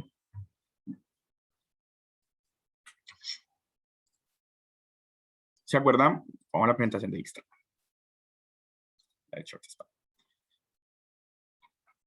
¿Cuál para tener la referencia? ¿Se acuerdan que yo inicializaba mi arreglo? Aquí. Yo inicializaba mi arreglo con infinitos. ¿Sí? Yo voy a saber si un Dijkstra llegué a un vértice o no. Es porque cuando yo lanzo el Dijkstra desde ese vértice, esto va a cambiar un valor. Y se acuerdan que les decía que este valor es infinito, tenía que ser pues como un número grandecito para evitar que yo pudiera generarlo naturalmente durante mis iteraciones. Entonces, si al final de correr todo mi algoritmo, él terminó y yo en el vértice que estoy buscando no encuentro un valor que no sea este infinito con el que lo marqué, o en el cosito de padres lo encuentro vacío, pues quiere decir que ese vértice no puedo llegar a él y eso va a ser un -1. Listo. Vamos a implementarlo. No sé si hasta ahí alguien tenga alguna pregunta de lo que acabo de decir. Y vamos a implementarlo.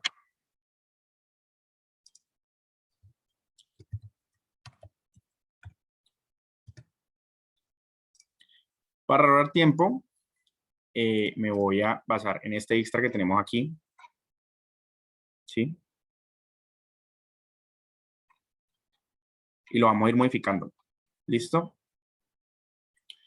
Que recordemos que esta implementación está por ahí en Codeforces. ¿Qué pasa en las competencias? En las competencias normalmente uno lleva un contenido impreso, que aprovechando que Nelson está ahí, le digo que no lo hemos preparado. Y ese contenido impreso, pues uno tiene implementaciones estándar de los algoritmos.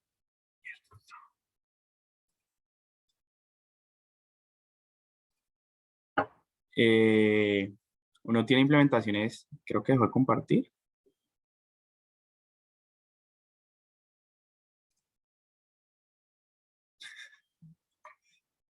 Estoy compartiendo pantalla todavía. Sí. ¿Qué pasó? Bueno, no sé. Sí. Algo raro pasó con mi cosito. Uno tiene implementaciones estándar de los algoritmos y lo que uno hace es irlas modificando a medida que lo va requiriendo. Vamos a ver si logramos implementar este problema. Entonces, miremos. Tengo un grafo, ¿no es cierto? Tengo una clase arista con su origen, su destino y su peso. Tengo un índice de vértices. Tengo una linked list como una lista de adyacencia. Bueno, vamos a hacer una array list. Primero.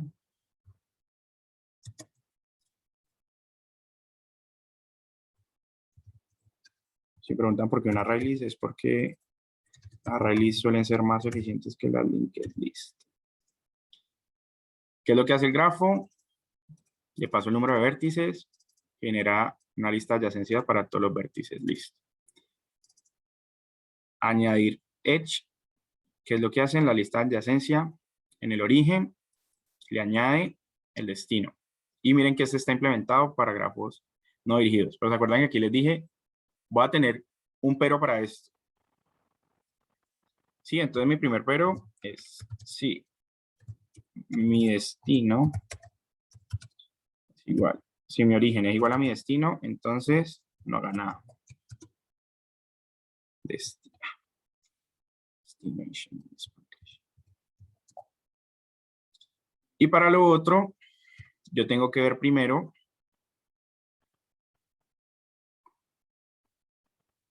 De hecho, esta implementación no me gusta.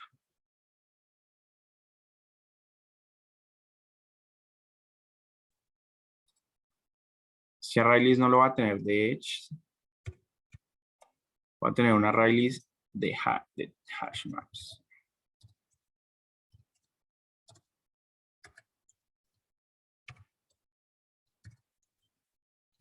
Bueno, como estamos haciendo pair programming, si alguien ve algún errorcito de implementación, me va diciendo. Voy a hacer un hash map porque necesito saber qué pesos ya tengo, ¿sí? Entonces, por eso lo estoy modificando, ¿listo?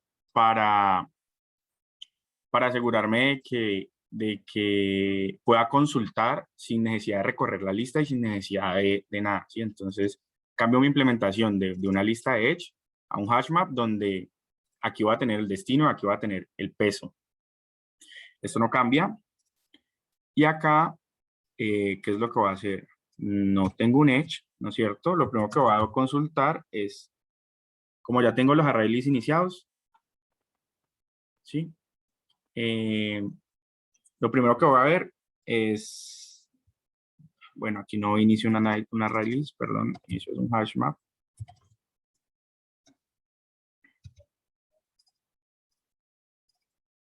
Y acá no es una lista, sino que es una lista de hash maps.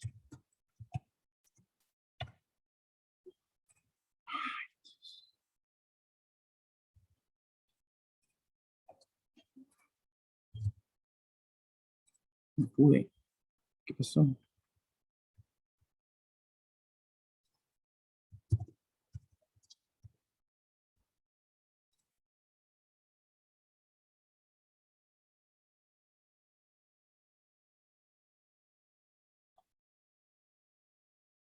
No, esto es un arreglo de array list de hash maps. No, esto es un arreglo de hash maps. Ya. En realidad es un hash map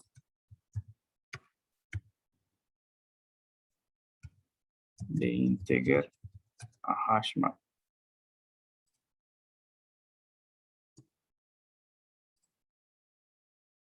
No, mentiras. Sí, es un arreglo de hash maps. Un arreglo de hash maps. Ya. Olvidemos un arreglo de hash map, donde cada posición, sí, tengo el vértice de origen, el vértice de destino y el peso para cada posicióncito. Ya quedó mi lista de necesidades. Entonces, lo primero que tengo que ver es si, bueno, aquí.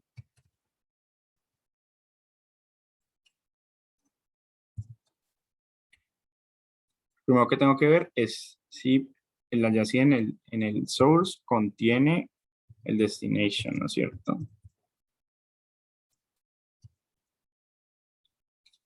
Si eso pasa, entonces miro si ese adjacent list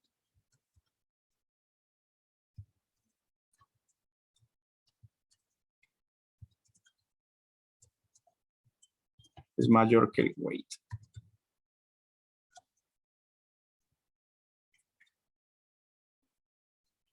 Sí, entonces aquí estoy viendo, si lo tengo ya en el destino, entonces miro si el peso que ya tengo guardado es mayor que el weight, porque les decía, como es multigrafo, entonces me va a quedar con uno todo.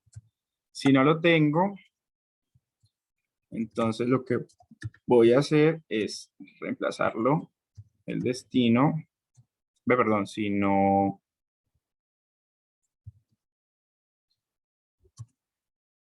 destination.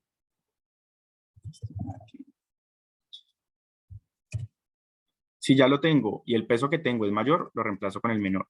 Y si no lo tengo, pues lo añado.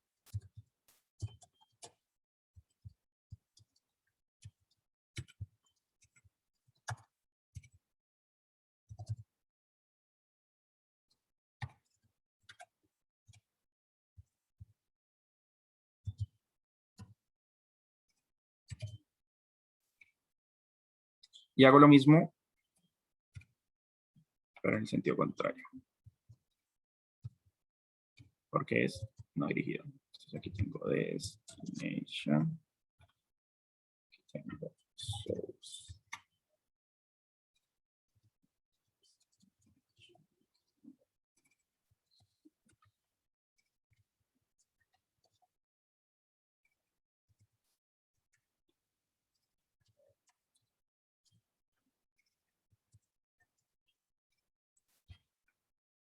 Y ahí ya quedó el Alech modificado.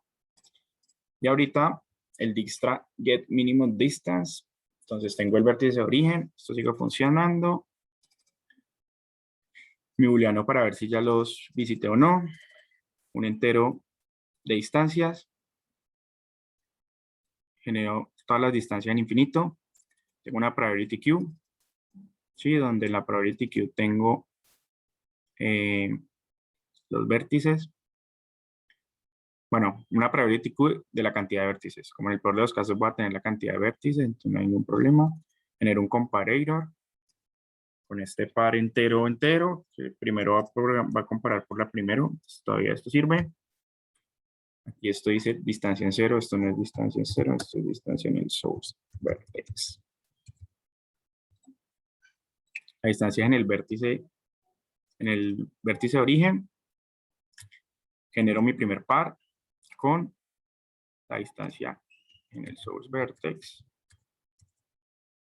y el índice. O sea, acá lo que va a tener es el peso. Source vertex.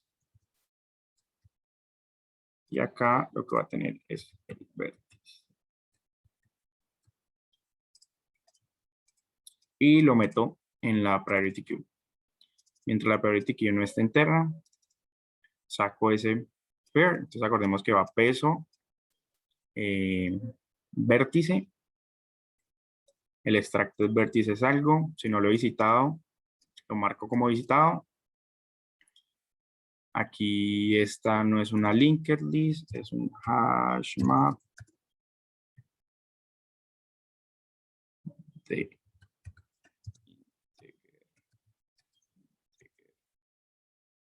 ¿sí? Y la edge no va a ser, aquí ya no puedo hacer un for i, sino que ya tengo que hacer un for each.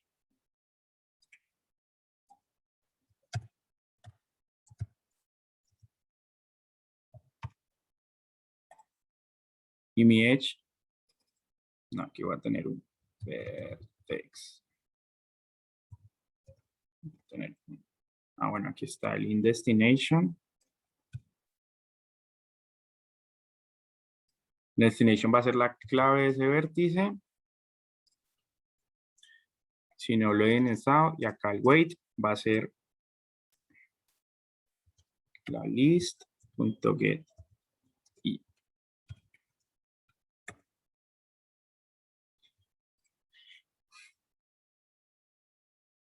Y acá yo tengo las distancias. Mira, este extra en realidad tiene un print por acá que me trae todas las distancias del vértice hasta el origen. En realidad esto no lo necesito.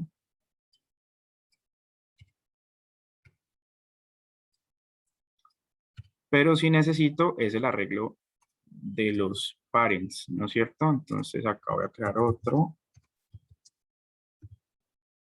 Parents.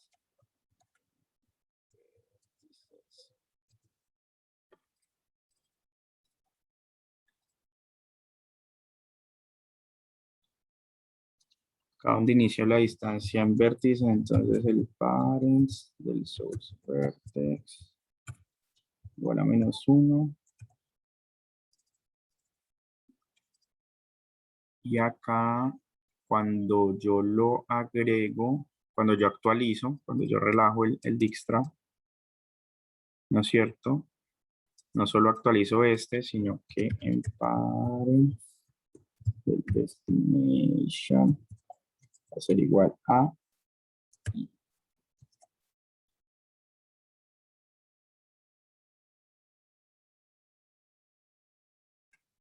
Y listo. Ah, no va a ser i. Paren de i, porque ahí es el que tengo en destination, ¿sí? Va a ser el extracted vertex. El extracted vertex. Y en teoría ya tenemos nuestro Dijkstra. Una cosa que me retorne.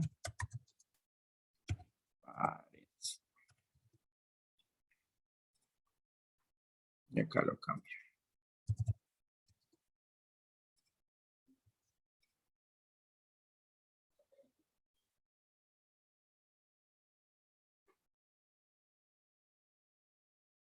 Bueno, y los vértices van de 0 a 1 o van de 1 a n. Bien. Lo pregunto porque aquí tengo que marcar cuáles no. Entonces tengo -1, que es en el que inicié, ¿no es cierto? Y los otros van a caer en 0. Entonces los que van a caer en 0 es porque no tienen parent. Por si las moscas. Y esto funciona, en teoría. Vamos a hacer la lógica del resto de cosas. Entonces hago un buffer reader.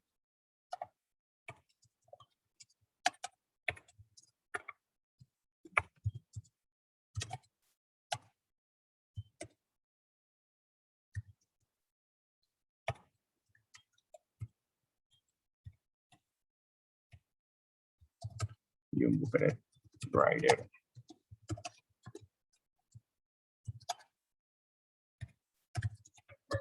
Ahorita no me pasa por tiempo.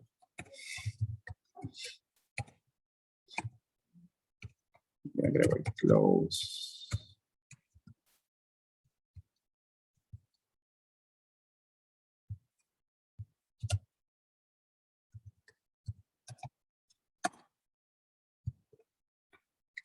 Listo. Lógica inicial creada. Vamos a ver qué me entra primero. NIM.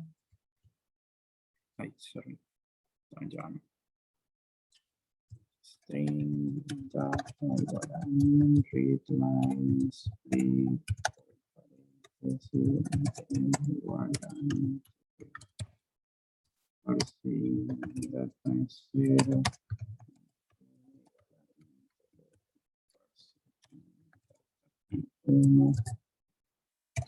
Lo que sigue.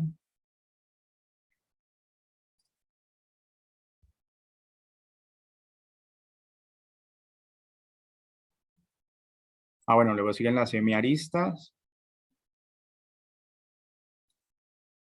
Sí, con A, B y W. Entonces,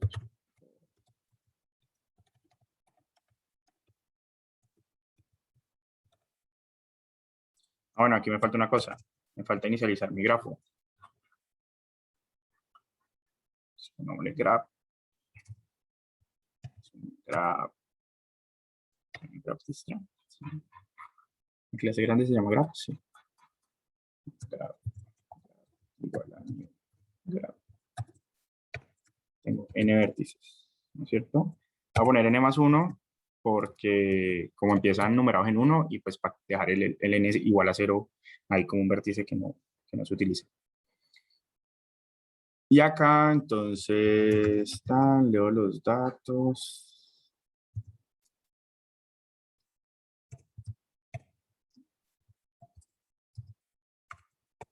Parseo.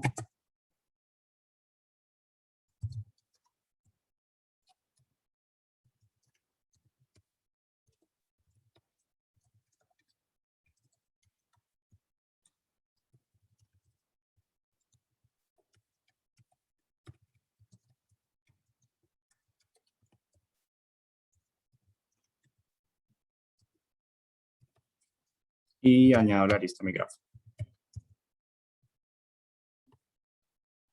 A, B, W. Listo. Luego, int parents. Un arreglo de ints. Dijkstra, donde el subvértice es el 1. Y luego ya miro.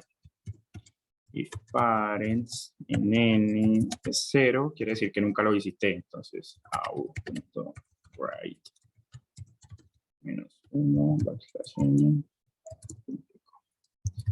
Si no, entonces tengo que imprimir el camino. ¿Cómo imprimo el camino? Como hay que invertirlo, hay dos opciones. Con recursión, con un stack. Path, stack.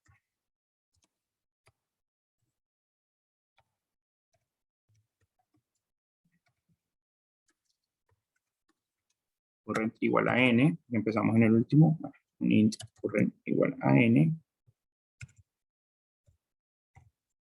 entonces while,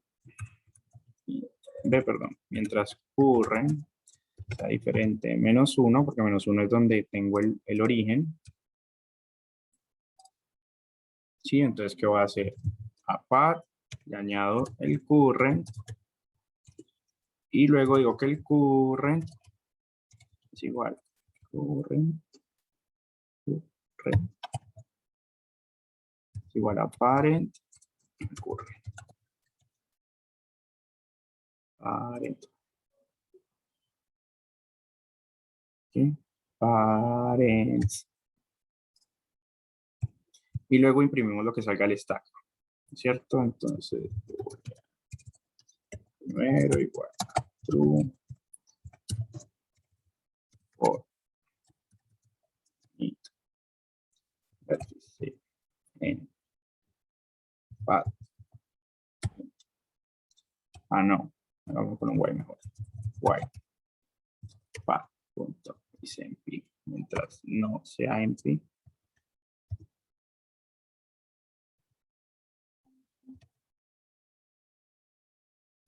True con minúscula porque esto es Java. Y no es el primero, entonces out.write un espacio. Si es el primero, entonces deja de ser el primero. Luego out.write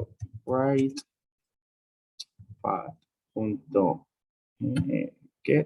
no, punto remove. ¿Cómo es que era? Push, pop, pop, pop. Si es pop, ¿no? Remove the object at top. Y at sí es el de first. Sí. Bueno, acá es push. Ya. Más comillitas para que lo conviertan en int. Luego imprimo el \n, guardo y nadie me ha escrito, así que el pair programming asumo que ha funcionado y no me he equivocado por ahí. Vamos a probar el caso. Ahorita no funciona. Corremos Java Application. Funcionó 1435. Quería poner más misterio, pero no pude. Esto también es 1435. 1435. Listo. Convencidos de que esto funciona, me conecto, porque no estoy conectado.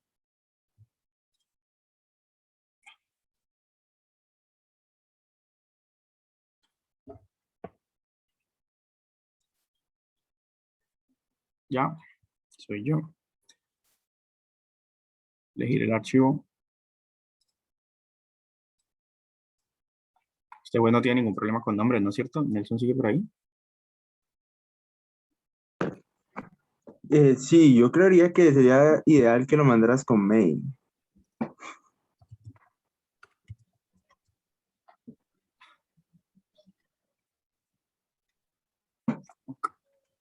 Main ZZZ, así fácil, ¿no? Reforzado, como que está de ánimo en ese momento.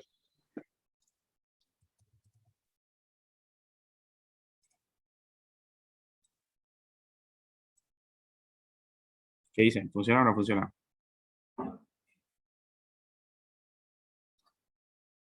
Uy, runtime error en el test 1.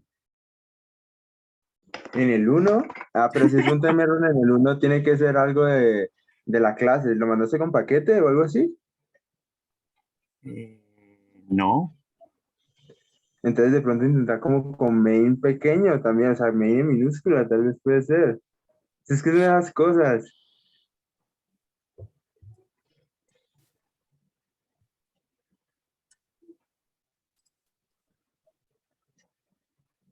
Cosas de Code Forces. Le voy a quitar el public. Bueno. ¿Qué hacer eso? Vení, no tengo ningún import raro, ¿no es cierto? Comparator, No. linked list, hashmap, no vértices, inicializar el hashmap, destination return.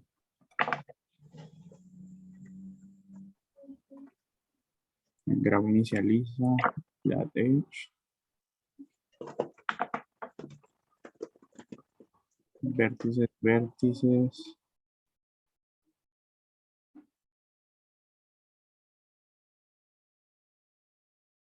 Bueno, guardemos otra vez. Vámonos a intentar. Y si no funciona, cedo mi cupo con la moneda. No, mentira. Ya 1.8, ¿será que es la versión del Java? Submit. ¿Qué? Public final class. Si necesita el public.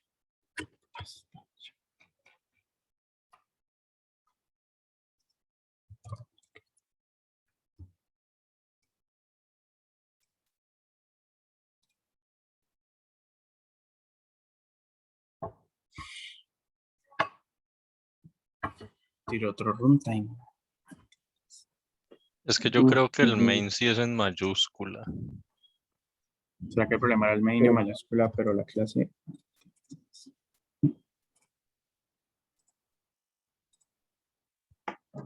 A ver, busco. No importaba, la verdad. ¿Será que hay otro? Pana, ¿sabe cuál es el truco, pana? Programar en C++. Sí, la verdad. En C++ eso no importa. Usted puede llamar a eso wrong answer y eso corre. Sí.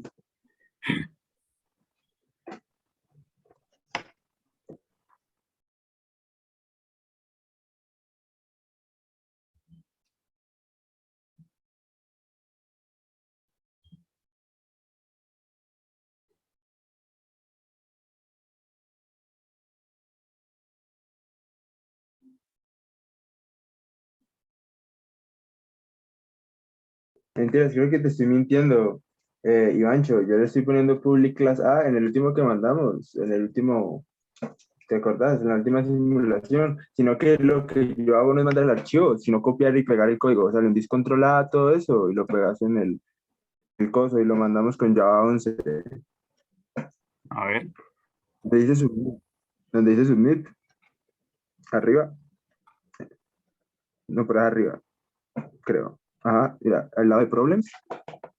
A izquierda, ahí. Ah, sí, ponerle Java 11, ¿no? No sé. No, pero es que lo intenté con los dos y no funcionó. Sí, pero pues raro. Entonces, pues no lo sé. A ver. Estoy revisando igual. Public. Sí. Public static void main, string hash, sin paquete ni nada, y ya se manda y listo.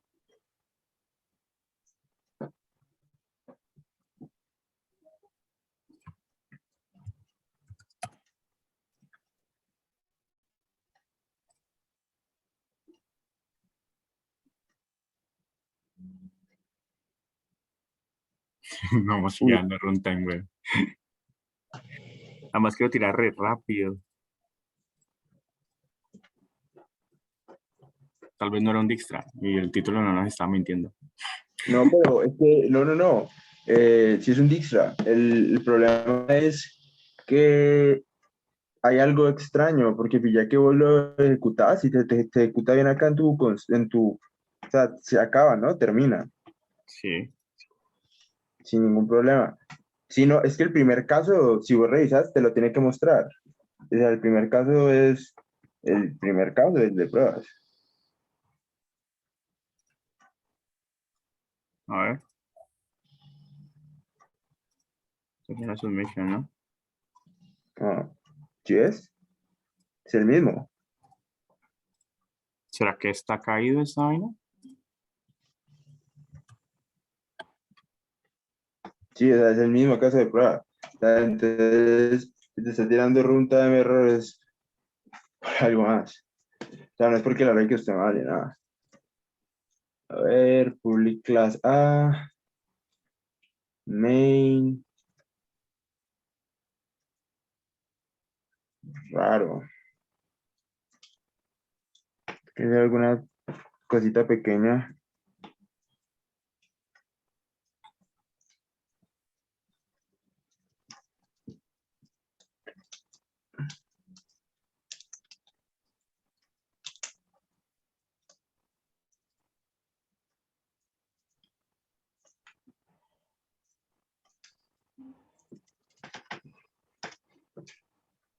Bueno, ¿Sabes qué otra cosa puedes hacer? Puedes tratar de ejecutar tu código en si te devolves a la página.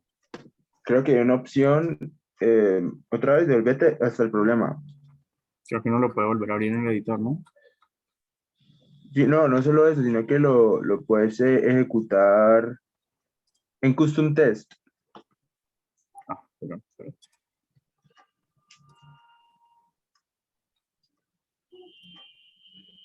Y no puede. En custom test, ajá, ahí. Y entonces ahí pones tu código y lo ejecutas como con el compilador de ellos. Y entonces le metes el input.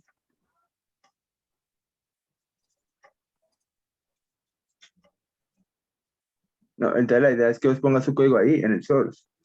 Sí, pero no, el input. No lo está buscando el input. Sí.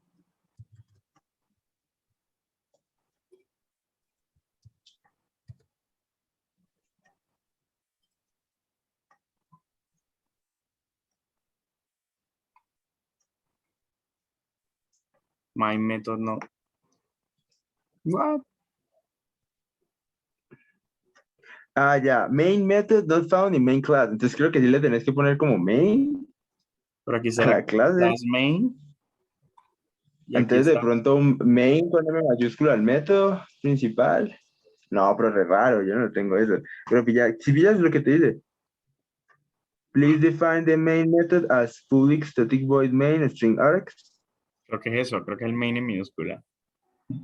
Pero el main del método, no el main de la clase. No, tampoco. Main method. No, es que dice definirlo como public static void Sí, main ya. string args, pero eso está ahí bien definido. Ya sé por qué es. Ve, pero mira que ahí te dice JavaFX application. Punto application, re raro.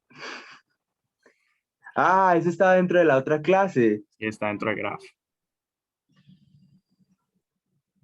Re padre, así ya. Sí, re bien, mi Bancho, está bien, está bien. Bueno, vamos si está bien. Vamos a volverlo a intentar. ¿Cuál era el problema? Yo tengo fe. Wrong answer en el caso 32, digo yo. Eso es fe. No puedo ver mis submissions. ¿Cuál era el 20C, problema? 20C, es 20C. ¿El 20C? Ujú. Submit. Otra vez. Bueno, no importa, ¿no? Volvemos a copiar esto.